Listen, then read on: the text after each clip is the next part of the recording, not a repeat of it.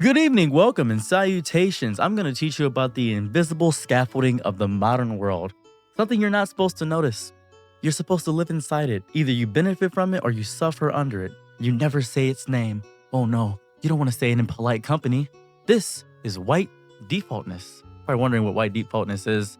It isn't a person, a ghost, or a law, or not even an insult. It's an atmosphere. The defaultness of white. It's the air-conditioned whiteness of a gyrant if you smile. You guys remember normal SpongeBob? A lot of people call normal SpongeBob white SpongeBob. Why is that so strange? That's the politeness, the office speak, the cordialness of an office is often coded as whiteness, the corporate nature of it. It's very odd, isn't it? The movie protagonist who doesn't need a backstory. Oh, he's just cool. He's amazing. You don't need to know about his history, his backstory. The lotion aisle. When you go to a lotion aisle and it says skin toned, is labeled skin tone, and then you don't see your skin color, that's white defaultness. White defaultness is the quiet assumption that white is neutral, unmarked, and standard. And everything else, everything, is a variation, an other, a flavored version of the main dish, lacking the je ne sais quoi of what the original is, the progenitor of all. Everything is the white defaultness of what it's supposed to be. It's the reason why diverse never includes white people, ever. Because white is seen as the absence of identity. It's the reason the black superhero is bold, electrifying, powerful. It's why every black superhero has some form of static shock ability. Why are there so many black superheroes that know electricity? Or get ready for black lightning. Get ready for black power, because it shocks the system. That's the reason it does it. A white superhero, Batman, Superman, Wonder Woman, doesn't really matter who it is. White superhero, they're just a superhero. They're a superhero. They represent morality and justice and things of that variety. Is there a black Superman? There might be a variation of the original Superman, but I mean like a genuine black Superman. You know how Hyperion is the Marvel Superman? Where is the black Superman for black people? Do we have one? No, not at all, in any capacity. It's the reason you've never heard anyone say, wow, this novel is so white-coded. This is a great white-coded novel. The novel could be about a suburban family eating cereal and suppressing emotions. That's white-coded, right? Or is that just normal? The normality. Is that normal? Do you believe normal is white? Think about this, right? Think about it. I'm going to describe a character. I'm just going to describe somebody for you real fast. He's wearing a do-rag. He has a wife beater. And he has sweats on. I'm not going to say the race of the character. Just tell me down in the comment section below what you think. I know somebody's going to say, well, in my neighborhood, we actually have white people like that. I know you're going to say that. Just go crazy. Just say whatever you want. I don't care. White defaultness isn't some loud thing, and nobody's really talking about it. It whispers. And that's why nobody talks about it. It's just how things are. Things were built this way, from media education to beauty to artificial intelligence. Whiteness has been installed as the silent operating system. I want you to go to Google and actually, we'll do that later. I'll tell you to do that later. This is much more important. If society were a video game, whiteness is the default skin color. You load up Fortnite, Skyrim, you load up any game with a character creator like Dark Souls or Monster Hunter. Guess what? The first thing you're going to see is default skin white. No matter how many mods you download, the game will still boot up. Boom. This is Chad from Ohio every single time. I'm not saying white people are evil. I'm saying the systems have coded it in such a way that white people don't have to be hyper aware of their identity, period. Everybody else has to be. I'm not trying to make you feel guilty about being white. I'm going to use another G word, gravity. It's about the gravity. And this is the first step in escaping the gravity well, is realizing you're inside of a gravity well. Let's talk more. I love movies, but I don't like Hollywood in any capacity. Hollywood is so disgusting. It's a nasty, filthy, just diabolical, just cesspool of ego and narcissism. The pixelated cathedral of identity, the dream machine that stitched your self-image out of popcorn and projection. It sucks. Because if white default is the virus, Hollywood was the one mass producing it through a lab, churning out beige protagonists like they were Barbie dolls with trauma. You were taught what a hero looked like. He-Man, the He-Man aesthetic is what it was. You saw the big macho man, the badass coming out there You were taught that. The hero usually had a jawline sharp enough to cut grass, morals written in a room by white guys who think diversity means adding one spicy side character with a catchphrase. Oh, that's the black guy. He's gonna say, "Oh man, that's cool, man. You're doing real good. Oh, this is the guy who sells weapons." Now, tell me the race of the guy who sells weapons. You already know it's gonna be some Middle Eastern guy or some Mexican guy, and that's the diversity.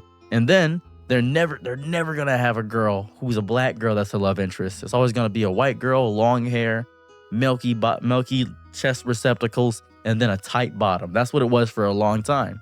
Things have changed now, a little bit, but in mainstay Hollywood movies, that's the default. I want you to understand how deep this runs. Hollywood didn't just make movies. No, they made something deeper. They made the idealization of the world, the expectation of what to get. The ideal father, the perfect girlfriend, the troubled but redeemed cop, the genius, billionaire, playboy, philanthropist, all of them carved from the same alabaster mold. The American story was made to fit one body. That's it. And the rest of us were told to shrink or stretch to fit the costume. That's it. You couldn't just be the protagonist if you were black or brown or Asian or queer. You had to justify your presence. You had to carry your identity as if it was narrative tax. That's what you had to do. That was the reality of what it was to be diverse in Hollywood. Have you ever seen a casting call? Ever? You ever seen one? I've seen many. Caucasian, late 20s, every man likable. That's not a character. That's a synonym for white neutrality. But switch that to Latino or Middle Eastern and suddenly the description gets longer, messier, more coded. Street smart, tough, exotic. If whiteness is vanilla, then everything else needs sprinkles, sauce, a full nutritional breakdown. You can't just exist, you must be explained. Why is this character black? Was there a reason? There must be some bigger reason for the blackness of this character. Nobody is allowed to just be when they are black. It's disgusting and it hurts. A lot of people hate representation in movies, and I completely understand because they make the entire character their identity. It sucks. Representation a lot of the times doesn't even hit the same unless it breaks the system. Not just an Asian character, but one who isn't wise or tech savvy. Not just a black lead, but one who doesn't die to teach a lesson. Not just a queer person, but one who doesn't get reduced to just comedy relief or a walking trauma diary. That's the important aspect. These characters are allowed to just be. If we allow these characters to just be without having their identity be there, then guess what? People would like it. They'd love it. Or would you would think so? As a matter of fact, they hate it. We tried it multiple times. It doesn't work in any capacity. Because defaultness is only cracked when the default stops being comfortable. And this bleeds into our heads too. It does. We ask a child to draw a scientist. Ask them to draw a scientist, and most will sketch a white man in a lab coat. You ask an AI to generate a CEO, there's no way if you just type in CEO, it's not just going to be a white guy. It's going to be a white guy 9 times out of 10. Go and ask any AI generated program to spit out a CEO. It's going to be a white guy, slick back hair, and a Navy suit. You ask a casting director to just find someone relatable. Relatable, eh? Who's more relatable than the default? That's what it is. That's what it is. Relatability lives in struggle and awkwardness and cultural gift. It's not about hate. It's about habit. Because white default is not personal. It's not personal at all. It's simply procedural. And I'm not going to say this is old news.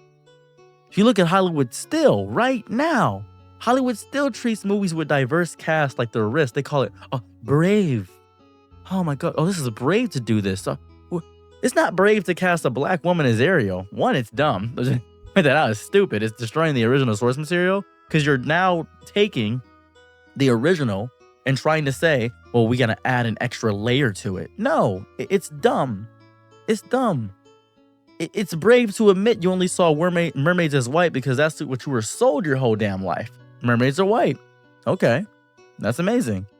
You weren't born with white fish women in your brain. Disney put them there. And now it feels like cultural betrayal when they try to update the code. They're trying to make it say like, yeah, fish women can be black too. But they use a character that everybody knew was the default, Ariel, and messed it up. It's as if they took Mulan and then replaced it with a white woman. People would not care because they'd say, oh, now she's normal. Boom. They'd messed up. White characters get to be anything. Every role a white character can be. They can be funny, awkward, sexy, villainous, romantic, emotionally constipated, murderous, divorced, heroic, alcoholic, or all of the above in one. That's what they can do. All together. Characters of color, they get to be inspiring. They get to be stoic. They get to be important. It's you don't have to do that. You don't have to. It's so important. It's so stupid to do that. It's just that every time you have a diverse person there, you must serve a message. You must represent a culture. You must be a moral compass. Oh, you gotta do that. I'm not gonna lie to you. Whoever's writing these scripts probably have not actually talked to people of color. Their whole circle is probably just default, normal, if you would say that. Normal, right? That's what white defaultness does. It creates a scarcity economy for everyone else. There's room for 100 white rom-coms a year. You barely get to see that. It's just nothing but rom-coms about white people, but only one for Asians, and it has to represent every Asian. There's space for dozens of mediocre white-led fantasy series, but the one black fantasy protagonist has to carry the weight of centuries of erasure. White actors are individuals. Everyone else is a symbol of their people. I remember when I was younger, this happened so often. I would go outside with my hair like this, and my mom said, you represent your people. You should not have your hair like that. White people don't represent their people. Why do I have to represent my people? That's stupid. That's dumb as hell. Don't have me be the representator of all black people. That's dumb. Symbols are heavy. You know that? They crack under pressure. They shatter when the film flops. And studios go, well, I guess the experiment didn't work. Guess it's back to whiteness. Even that accent I just did, that little inflection, people assume, oh, he's speaking white. Whiteness has been allowed 1,000 box office bombs because it became the default. White actors get careers, everyone else gets chances. And when they fall, when the film tanks, when the views drops, it's not about the film that was flawed. It's not. No, it's not. It's the whole identity it tried to represent. Oh, they shouldn't have made a movie about Mexican people. Oh, they shouldn't have made a movie about black people. Oh, this movie about Asian guys. Shang-Chi? I don't care about Asians. Who cares about that? Hollywood is the church of white defaultness. It baptized you in casting calls and sitcoms and Pixar smiles. It taught you that the story starts when a white guy enters a room and ends when he learns to care about someone else besides white people. That's it. We don't need more main characters. We need to burn the entire institution down. Hopefully. So before I made this video, I was testing out generative AI to see what was going on with the fact that a lot of it I was seeing was mostly white guys. That's all I was actually seeing with generative AI. White defaultness is deeply in tech. It became the logic, the data. It became the illusion of objectivity. Machines don't dream. They replicate. That's it. They remix what we feed them. And guess what society has been feeding machines for decades? You guessed it. Go ahead and type in professional hairstyle into Google. Go ahead. Go nuts. Watch as the screens fill when flood with blonde ambition and clean-shaven jawlines, as if afros, braids, and melanin are never going to close a business deal. Now, you may say to yourself, well, my Google shows a lot of black people. What's the overwhelming majority? Go to the overwhelming majority. Where are the Asian guys? Go ahead, show me. Show me the Asian guys. Show me the Mexican guys. Go ahead. They're not there. They're not there. Ask facial recognition software to match a photo, and it might recognize your white coworker in the blink of a pixel. That's what it will do. But it'll stutter and stall when asked to the face of your darker skinned friend. AI was supposed to be neutral. It is neutral. White is neutral. The default is white. It's deep in the code of all AI. Not because people are programming, oh, let's do this, let's make it all white. It's not malicious at all. No one thought to question the data set. That's the most insidious thing to me. It feels objective. It feels like truth. But it's colonialism. You think ChatGPT came out of the womb of creation, understanding race and ethics? You think Stable Diffusion learned how to render black joy on its own? No, it guessed. And it guessed based on the mess we left behind because years of the defaultness of white. In the algorithm's mind, whiteness is overrepresented, not just in quantity, but in quality too. Think about how often white faces are attached to positive labels and training data. Type nurse or teacher or happy family into any AI generator and tell me what skin tones dominate. Now try criminal, try refugee, try gang member. Try it. Genuinely, I need you to go try this. Do you understand the sickness? The algorithm isn't racist. No. It's racist because it's a mirror of society. It shows what everyone thinks the average person thinks. I know I do these TED Talk type things, but I'm not wearing a tinfoil hat being crazy. This is happening. The US government had to audit facial recognition tools after multiple black men were wrongfully arrested due to false algorithmic matches. Researchers have found that dark-skinned women have the highest error rate in facial ID systems. In most cases, over 30% inaccurate. It's not a bug. That's the system. All right, let's actually get deeper because I know you guys don't care about any of this stuff. Let's talk something fun. Let's talk about voice assistants, right? Why do most voice assistants sound like pleasant white women? Why is Siri not a Puerto Rican uncle with jokes? Why is Alexa not an old Nigerian grandmother reminding you to drink water? Why? Because the universal voice is white and soft-spoken and coded for comfort. Because tech designers decided whiteness sounds neutral. Everything else sounds like an accent. Oh, this is an accent. The way I speak right now, you are probably assuming, oh, he grew up in suburbia. I can tell that by the vernacular, the way he speaks. Incorrect. I grew up in Detroit. I grew up in the hood of Detroit. I grew up in anger and vitriol and spite. I was a Crip when I was growing up. Things were evil here. I speak like this because it's simpler and easier for you to understand me. That's why. Because I spoke in the other dialect before, which was AAVE and more ghetto coded, and people assumed I was just ornery and evil all the time. I speak like this. Everyone listens to me now. Everyone listens to me. Even in something as small as emojis, the default used to be yellow. Not as a kindness to the Simpsons. The Simpsons were yellow. But as a way to avoid racial representation entirely. Then came the optional skin tones, which ironically made whiteness feel more default because now you had to choose to be anything else. Before everyone was yellow, now everyone is something. It's crazy. It's nuts. It's weird.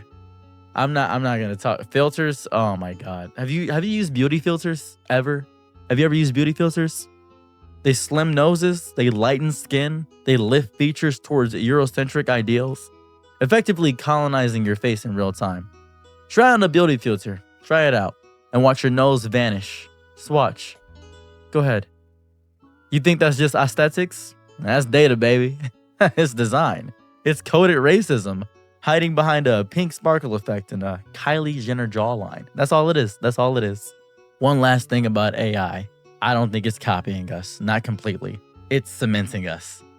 It's taking our biases and telling us objectively with data points, hey, you guys have had whiteness for quite some time. That's what you've been doing. That's what's happening. And if we don't dig deep, unearth those frozen assumptions, and rewrite the language of what default really means, we're going to train generation after generation of machines and see whiteness not as one of many, but as the only one that matters. That's the issue with a lot of AI right now. Funniest part about this whole thing is that whiteness does not need to be seen to dominate. It just needs to be assumed. That's it. Nowhere does that assumption slip more easily into your brain than through the silver-tongued demon of proper language, standard education. You think that you're just learning how to write a 5-paragraph essay? You're actually learning how to wrap your thoughts into a bow of whiteness and then hand them to a polite teacher. I'm keeping that cough in. I don't care. I just don't care. You ever notice how well-spoken only gets weaponized in one direction? That's it. A white guy with a stutter is charming. A black woman with a vocabulary larger than, well, I don't know, 20 sentences is surprisingly articulate, huh? The fact that some dialects are considered ghetto and other professional is not an accident. It's conditioning. Code switching isn't just a social skill. It's survival for anyone whose voice isn't pre-approved by the whiteness community. I code switch a lot, 100%. Let's talk about grammar right now. Grammar's important, right? It's good. You know what it is? It sucks. Why is ain't wrong? Who decided ax is instead of ask? Was intelligent? Who knows? Who decided that? Why is African American vernacular English considered informal, even though it has rules, rhythm, and structure? It's more complex than, I guess, a Shakespeare sonnet is really complex. Because whiteness wrote the style guide, and it said this is the truth. Not a truth. The truth is what it is. And please don't get me started on schools. Oh my God. You were told Christopher Columbus discovered America. That's just not, and that's more than just inaccurate. It's narrative terrorism. The winners write history. You were told slavery was a chapter. Racism is a belief. And the civil rights movement was a 3-page spread of Martin Luther King smiling politely, saying, oh, we don't got to fight. No, come on. He horrified the government. That's what Martin Luther King did. He horrified the government. You were told to read Of Mice and Men and To Kill a Mockingbird, but never told to read Beloved or The Bluest Eye. Your curriculum was sanitized, sterilized, and strategically selected to paint white people as brave, curious, and occasionally misguided. Never complacent. Just, they made a few mistakes. They're human. Don't worry about it. The way we are taught to write essays reflects white defaultness. The 5-paragraph format, the polite tone, the detached analysis, no emotion, no slang, no sentence fragments, definitely no rhythm. All of it, the fire in your soul must be flattened, proofread, and cited in APA style or Chicago format. Whiteness isn't just what you see, it's what you omit to be accepted.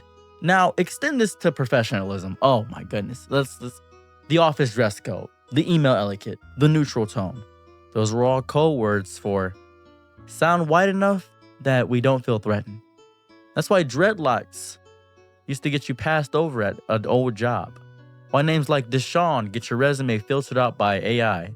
And why urban is still used as a euphemism for black, poor, and othered. It is dominant. It isn't just a dominant, it's mandatory if you want access to real power. But there's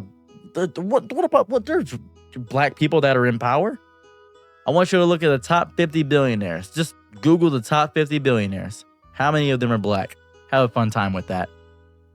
This is why so many people grow up feeling, I would say, language dysphoria. Like their voice isn't enough. Like their thoughts have to be translated before they're valid. They learn to dilute themselves, to turn the volume down on culture, to erase cadence, to rewire identity.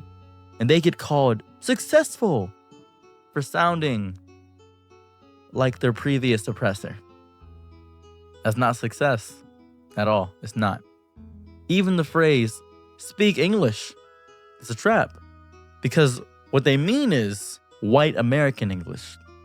The kind you hear in sitcoms and state addresses. The kind that strips color out of communication. But language is not just about clarity. It's about belonging and identity. And when white is the only flavor of correctness, everyone else becomes a grammatical mistake waiting to be corrected. Every other accent is just wrong. The people that are going to type this specific comment are not going to make it to this part of the video because they're already angry about everything previous in the video, hence why I chaptered it. Now, this is important. Colorblindness. The idea of being colorblind is not progressive. It's regressive. It's the social equivalent of seeing someone drowning and say, well, I don't see water. When people say they don't see race, what they're really saying is, I don't want to be held accountable for what race means in this society. And I understand the intent. I do. But colorblindness doesn't erase racism. It erases the ability to talk about it. It's the intellectual duct tape across the mouth of uncomfortable conversations. It's a cheap spiritual bypass, a philosophical skip button. It says, if we stop mentioning race, hear me out. If we stop mentioning race, racism will go away, right? It just goes away. You are stupid. You are dumb. Silence is not the same as justice, and erasure is not the same as equality. Ask any person of color, and they will tell you not being seen is its own form of violence. You ever get the silent treatment in a relationship and think, oh, this is great, he's not yelling. But he's not talking either. You're not getting resolution. You're not getting anything. You gain nothing from the silent treatment. Sometimes the silent treatment is worse than the yelling. If you're yelling, at least you're getting it out. At least you're talking. At least you're having a conversation. If you're colorblind, just to colorblind people that are going to comment this, how do you explain that black mothers in the U.S. are 3 times more likely to die in childbirth? That indigenous women are taken out of this existence at disproportionately higher rates. That resumes with white-sounding names get more callbacks. The neighborhoods divided by redlining still dictate education and income and opportunity. Ignoring color doesn't fix these things. It hides them. That's all you're doing. You're just throwing a tarp over a fire and hoping it smothers itself out. But then the tarp catches on fire and you made a bigger fire. You've done nothing effectively. So before you type that colorblind comment, I got something else to tell you. Colorblindness turns systematic violence into unfortunate coincidences. It makes bias feel accidental instead of engineered. It creates a world where we can sympathize with racism as a vague historical ghost, but never confront it as a living system with tentacles in every institution. And worst of all, it tells white people they're being good allies by ignoring indifference instead of honoring it, learning from it, and unlearning what they were taught to assume. White defaultness thrives on colorblindness because it needs you to think it's not there. When whiteness is the default and race is not seen, whiteness becomes invisible and unquestionable, like a magician's sleight of hand. Ooh, the trick only works when you don't look too closely. That's what it is. And if you're colorblind, you'll never see the strings pulling your thoughts, your media, your curriculum, your algorithms. It's not about guilt. It's about vision. Colorblindness narrows our ability to see complexity, nuance, and context. It limits our empathy, not expands it. It says, we're all the same. When the truth is, we're not. We're not. And the difference isn't a flaw, it's a language. And refusing to see is like covering your ears during an orchestra and saying the music sounds equal. Real equality doesn't come from pretending we're all the same. It comes from building a world where our differences don't determine our dignity. That means seeing race. That means confronting privilege. That means being okay with discomfort, because comfort is what keeps systems of oppression so well fed for so long. Comfort is how empires sleep at night. Discomfort is how revolutions begin.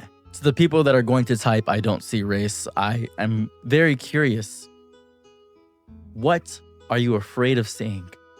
I'm just curious. Because when you blind yourself to color, you blind ourselves to injustice. And injustice loves the dark. It thrives in places polite people will refuse to look. That's what happens. The underbelly. There's this common phrase that I hear a lot from a lot of people that say they're colorblind. They say, "Oh, I don't care if you're black, white, blue, green, pink, or purple, or polka dotted. I see people for who they are." I get it. I completely understand the heart behind it. It's not evil. It's someone who's desperately trying to say, "I just want everyone to be treated fairly." And that's beautiful. In a vacuum. In a perfect world, merit would be the only currency and skin will be as insignificant as sock color. Oh, it will be unimportant. But we do not live in that world, you sniveling child. We live in a world where the color of your skin often decides how soon you're believed, how safe you feel, and how much you're allowed to mess up without being labeled a menace.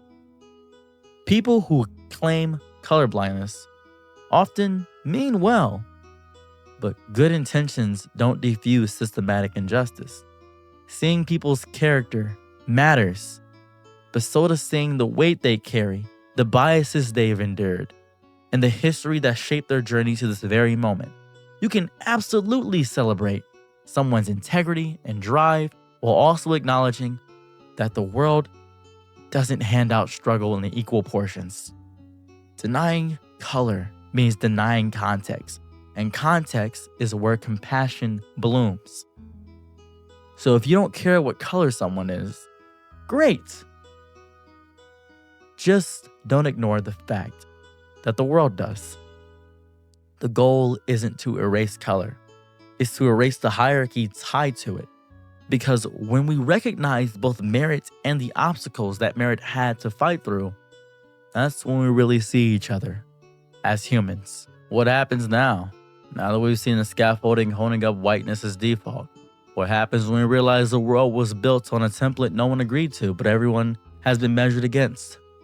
You don't dismantle a system by whispering at it. You can't end white defaults by defaultness by asking it nicely to leave. You have to name it, and not with academic footnotes or lukewarm HR policies, but with the fury of a generation who realizes that history was not written in stone, but in pencil. And it's time to rewrite the entire page. Grab your eraser, let's do it. It's not about, I want to point this out, it's not about punishing white people. I'm not doing that. It's about liberating everyone from a template. That's all I want to do. Because defaultness hurts white people too. It does. It does.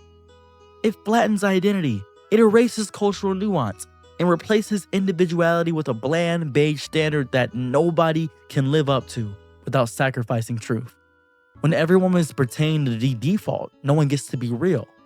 That's the lie of whiteness as default. It promises safety and sameness, but delivers isolation and silence. It makes everyone scared to step out of line to say, I see color, I see difference, and I love it. Because seeing color means seeing power, and seeing power means redistributing it. That is terrifying to people who think equality means giving up their piece of the pie. Here's the truth. Here's the fun thing. Here's the greatest thing I'm ever gonna say. The pie is a lie. There's no finite slice of dignity. There's no cosmic ration of respect. There is enough humanity for all of us to breathe deeply. But we have to stop building walls out of fear and calling them mirrors. Want to break the default? Start by listening to people who've never been the default. Pass the mic and shut the hell up sometimes. Go further. Question your own impulses. When you picture a CEO, what do they look like? When you hear the word immigrant, what image flashes in your mind? When a kid brings an unusual lunch to school, do you think foreign or cultural richness? Be honest. Honest. I'm serious, be honest. Undoing the default means unlearning the patterns etched into our neural pathways by decades of exposure, omission, and repetition. We don't need a new template. We need a world without templates. One where difference is not a deviation, but a contribution. One where white isn't the baseline, but just one of many beautiful colors in a mosaic, no longer afraid of its own complexity. Where identity isn't sorted into neat drop-down menus And where the algorithm has to sit down and shut up until it learns what it doesn't know.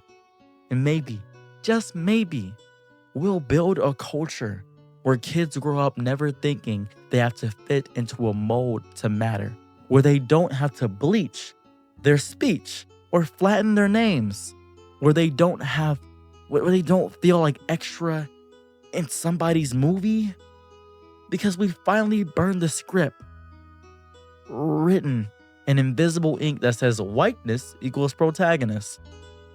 Want to know my name? My actual name. Ceros.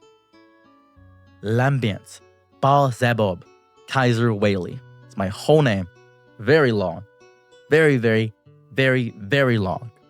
That's what it is. Ceros Baal Zabub Kaiser Whaley.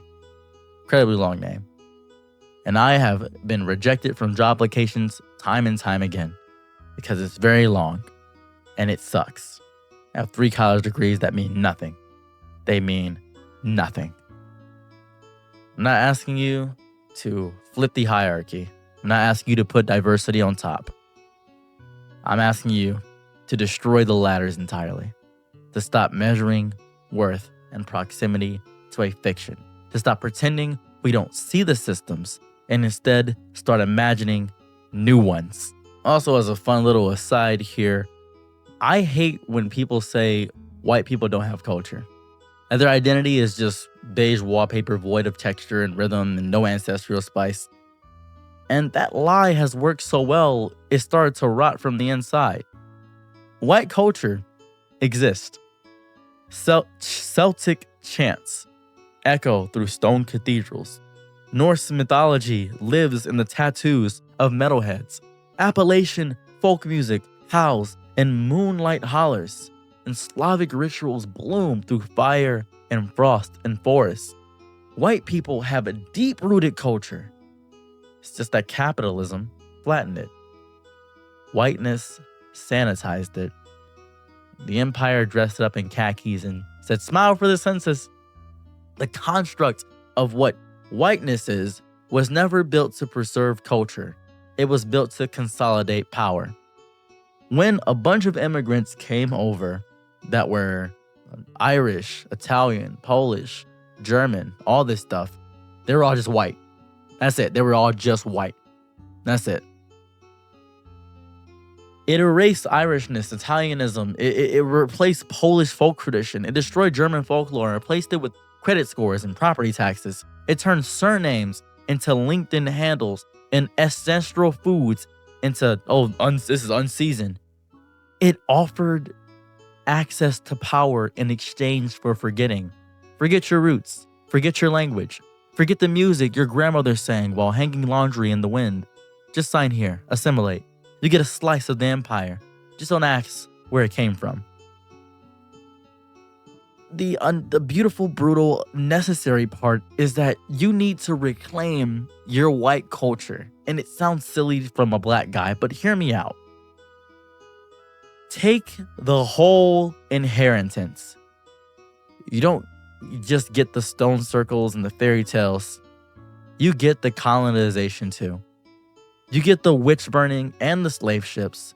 Every culture has blood in its soil, and whiteness is no different. The key isn't to be ashamed of that. It's to be responsible with it. Own it. Name it. Learn from it. Because denying it doesn't make it disappear. It just lets it repeat itself with newer fonts and cleaner branding. It's disgusting to deny your history.